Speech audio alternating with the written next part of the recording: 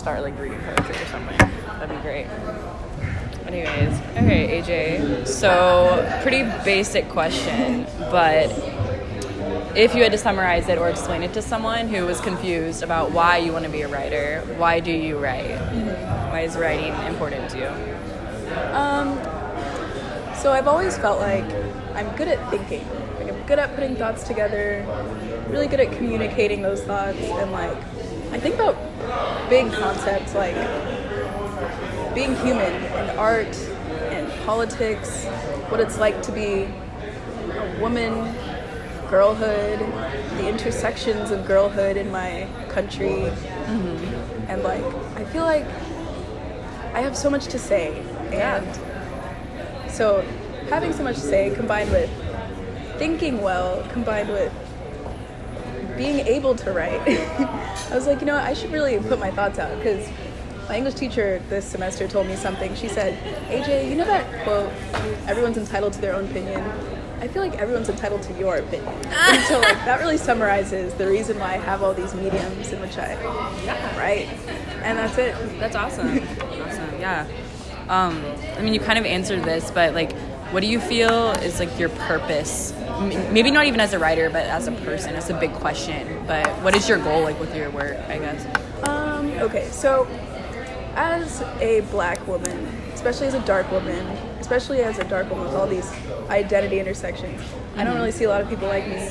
So like when I modeled for this beauty brand, they would post pictures of me on their Instagram and stuff, and people would be like, wow, like you never see like dark women, you never see like slim women, like, you know, like everyone has this expectation for black women to be super curvy. Yeah. Everyone has this expectation for the leader of a movement to be like white or a male, and that's a really, really surface level way of describing what my purpose is. But when people think woman, they think white women as the standard, or they think someone as a higher class as the standard. People don't really know that like at the end of the day there's so many voices out there and we don't hear any of them, and I feel like my purpose comes from that, and being that I can be the representation for other people, and at the same time letting everyone know that it's okay to be human is a big thing that I focus on in my writing. Definitely. That is so awesome, like really using your writing to give people a voice. Definitely. For sure. So my site, Party for One, it's basically the mission purpose is that, you know, striving to empower people who are individuals using their unique and exclusive personal potential and power by celebrating individuality. So using what makes you different to your advantage, and, you know, learning to celebrate yourself and celebrate everyone and what makes them different. So, you know, simply put, what have you found that makes yourself, or that you believe makes yourself truly an individual? And it's kind of a corny question, but no, it's a great maybe question. something that like not everyone says to you, but something that you notice within yourself that makes you unique. Well, I feel like when I first realized that I want to do this whole writing thing is when I was a wee girl and I just had a fascination with words. Like, I would sleep with a dictionary under my pillow just to memorize more words. I started a WikiHow page when I was 8 about like beauty blogging, and like I got like hundreds of thousands of views. Like, for what? That's I was so 8. cute. Oh and my gosh. god. And one thing that I realized from just having this fascination with words is that it really expresses something that I find myself to be saying a lot to people is it's okay to be human. I don't think people know that. Like, a lot of people come to me for advice and they're like, is it wrong that I feel this way? Is it wrong that I feel this or that? It's like, it's not wrong to feel. I'm an extremely emotional person, extremely emotional. Yeah. And like, a lot of people don't embrace that, and by saying that it's okay to be human, I feel like I'm embracing that. And embracing the human aspect of myself is one of the best things I've ever done for anyone and for myself. And I often find that one thing that a lot of good things came from that, like finding out that as a woman, I'm under no obligation to be beautiful. And as a black woman, I'm under no obligation to fit the narratives that society imposes onto me. And so being human is just one of the biggest things that one of the greatest things I've ever done for myself. Yeah, definitely. Yeah, just letting yourself, giving yourself that freedom to like for sure. It's freeing, it's liberating. Yeah. And, how have you seen individuality grant you power in your life this far? Ooh. How have I seen individuality grant me power? If you haven't, that's fine too. But I have, so living in the Northeast has made me, in the South, people are weird. People say hi to you even if they don't know you. Mm-hmm. And living in the Northeast has really made me realize, I'm really out here. Yeah. I don't, I'm on my own. And I'm the only person that, oftentimes, people say be nice to everyone that you love. But they forget to tell you that you should be someone that you love too. Yeah. And once I realized that, it was over for y'all.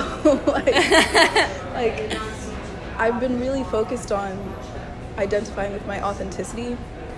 People like music, for example. And I often wonder, do I like the music that I like because of what I've been told is cool and what I've been told is not cool? Or am I being authentic to myself? So just with not just music, but with everything, I found that authenticity has really granted me my own power, and that I get to tell other people no, the way that you are is how you are, and that's it. There's nothing that's where it starts and ends. And so authenticity is a really big thing to me, especially in my art. Definitely. I feel there's so many stories to tell just through the principle of authenticity, and it's granted me power in that it empowers other people. It's empowered myself. It's made me unapologetic for who I am. Yeah. So kind of being in tune with your own authentic self has helped you to encourage others to do the same. For sure. Definitely relate to that. Okay, so fill in the blank. I best embrace my potential and power when... Okay. This is going to be a long answer, but... Yeah, it's fine. Zora Neale Hurston, great author, she's amazing. She once said that I often feel the most colored when placed against a white background. Mm-hmm. And so I feel that really completes the sentence, because I feel the most within my own identities when placed upon a white background, whatever that may mean. So Northeastern is a PWI, which is a great experience. Frisco is a PWI in itself. And so I really found that I embrace my potential more when I'm placed against a white background, period. Yeah. Regardless whether it's a bunch of white people or a place where people aren't really in tune with their own identities, I feel the most empowered when I stick out. And oftentimes I find myself sticking out, so I have no choice but to embrace myself. And I think it's a really beautiful thing, because I learn more and more about myself every day when I am placed against a white background. So I'm never within my comfort zone, which is really good for me. Yeah, definitely. I can totally relate to that. Awesome. Let's see. All right, so here's one I am interested to hear. So as, you're a really young artist, and with that, I understand there comes a lot of fears and self-doubt. How do you overcome that, or try to overcome that? I feel I can do anything. I've always felt like that. I've never really? Been when I grow up, no, I'm here now. I might as well write a book while I'm alive. Yeah. There is no when I grow up. The only thing is that insecurities are a thing. And oftentimes it's easy to look at other people's art and be wow, they're doing that, and I'm not doing anything. But that's not true. I am doing things. And not just me.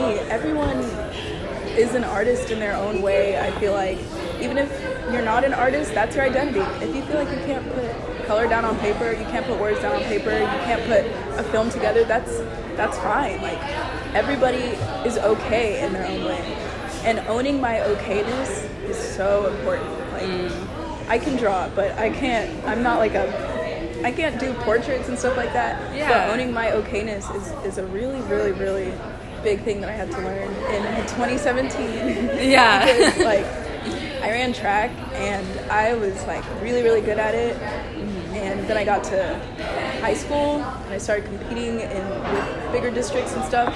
And I can only run so fast. And I'm still good at it. There are people that are gonna run faster than me. Yeah. And I'm still a fast runner. Definitely. So, well, not now. Yeah, so you're just owning your strengths and just kind of forgetting the weaknesses, like whatever. Just owning the okayness. Yeah. Everyone's okay, so it's gonna be okay. Was there ever a point, like when you first started out writing, that you kind of were like, because I know for me, like I've always been a very confident person too, but I think I definitely, whenever like I had my first, like I was at my first mentor visit, and it was Addae magazine, and he like was like, hey, like, you know, here, watch this video and like write me a story about it. And I've never had any formal writing experience besides like English class, and so I was just sitting there, and I had this moment where I freaked out, and I was like, I don't know what I'm doing, like I'm a fraud, like I don't know what I'm doing. Like, have you ever had a moment like that? Oh, definitely. Like all the time, all the freaking time. I actually never know what I'm doing, and I know it seems like I do, but I don't.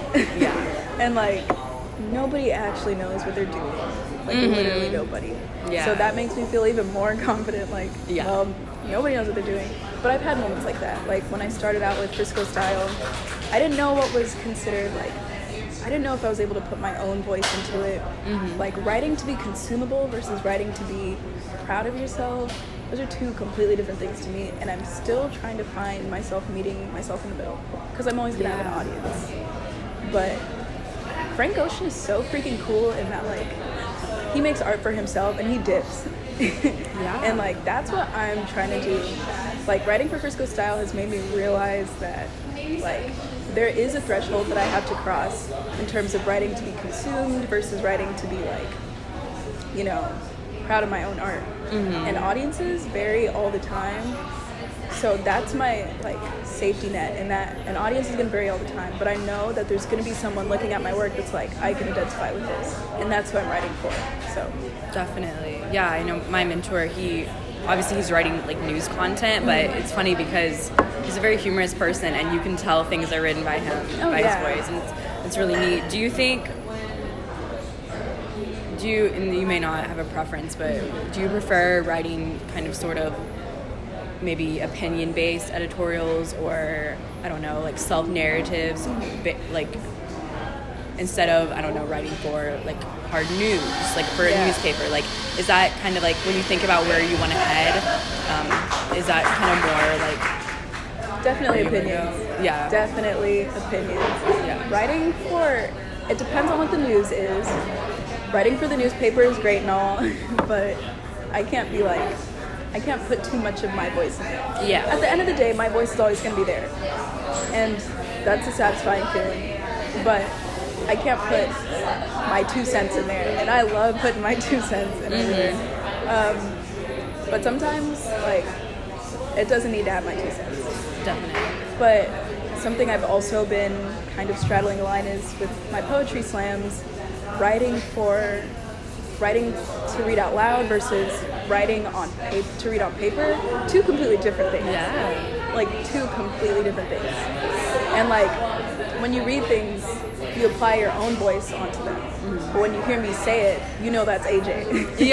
So you know it's my 2 cents.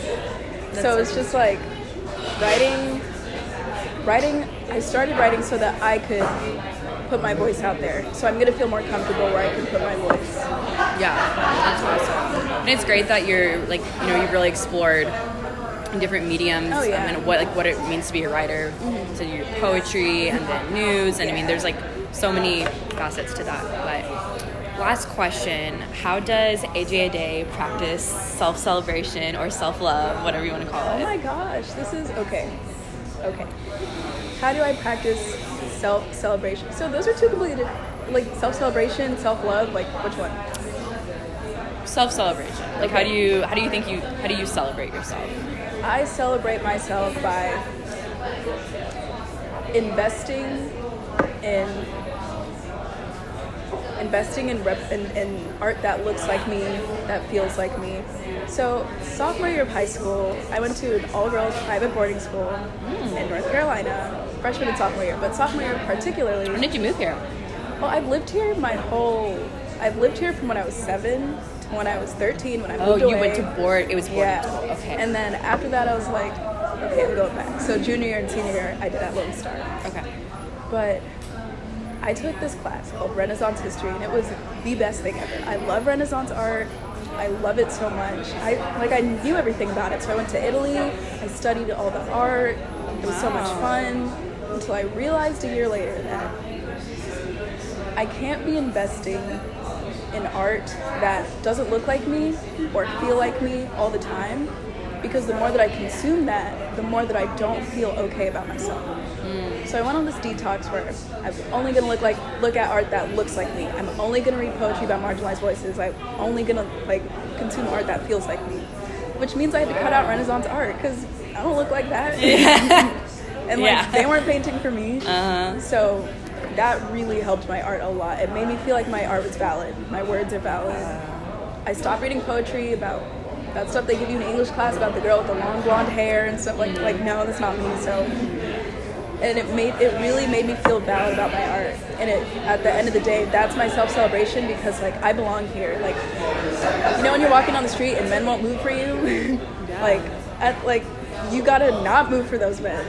They're not there for you, you're there for you. So that's how I practice my self-celebration and validating my art, by looking at other art that looks like mine. Yeah, no, that's an amazing answer, and I would have never even thought of that. But see, nobody thinks of that. Yeah, no, that's so important though, and obviously you making that decision for yourself has translated and extended into different areas of your life. It's so hard, man. I love me some Da Vinci, but he's not here for me. Yeah, so. And it's really crazy to think about how it would be for other people who probably don't even think about, because you're very aware, and you're constantly thinking about this, what am I consuming, and but the average person isn't like that, and you think the average African